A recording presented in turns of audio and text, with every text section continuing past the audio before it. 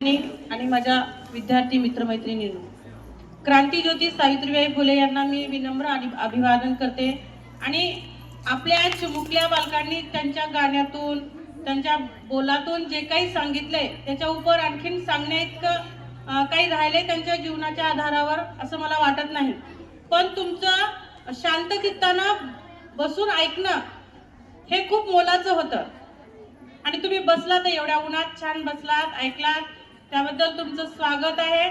आणि मी सावित्रीबाई फुले विषयी असं जास्त काही सांगणार नाही, कारण त्यांचा जन्म, त्यांची समाजकार्य हे सगळं गीतातून आणि भाषणातून आपल्याला ऐकायला मिळालेलंच आहे। मी एवढंच म्हणेन की सावित्रीबाईंनी जी पंथीपासून ज्योत जगवली आणि त्याची मशाल झाली, त्याच मशालीला घेऊन आपल्याला आता पुढे जायचंय। बऱ्याच महिला कार्यकर्त्या ह्या खूप मोठ्या पदावर गेल्या, त्यांच्याच पावलावर पाऊल ठेवून आपल्यालाही पुढे जायचंय। आणि त्यांच्या कारकिर्दीमध्ये जे काही घडलंय सावित्रीबाई फुलेंच्या, त्यापैकी आपल्याला कुठल्याही प्रकारचं नुकसान किंवा आपल्याला कुठलाही माघार घ्यायचा नाही। आणि त्याच सावित्रीबाई फुलेंच्या त्यांच्याच पावलावर पाऊल ठेवून आपल्याला पुढच्या कारकिर्दीमध्ये, आपल्या जगण्यामध्ये, आपण कुठली मोठे महान व्यक्ती झालो नाही, कुठले शास्त्रज्ञ वगैरे काही झालो नाही महिला तरी चालेल, पण एक भारताचा सुज्ञ नागरिक महिला झाल्या पाहिजेत, की जेणेकरून आपल्याकडून कोणीतरी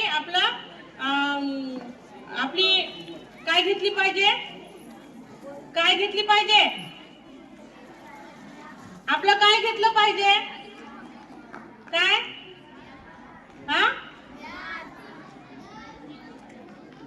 का आदर्श घेतला पाहिजे। बरोबर आहे। आपला आदर्श कुठला, की कशी महिला आज जगामध्ये झाल्या, पहिल्या पंतप्रधान महिला झाली, पायलट झाली, रेल्वे चालवायला लागलेत, सगळ्या गोष्टीमध्ये महिला आज अग्रेसर आहेत।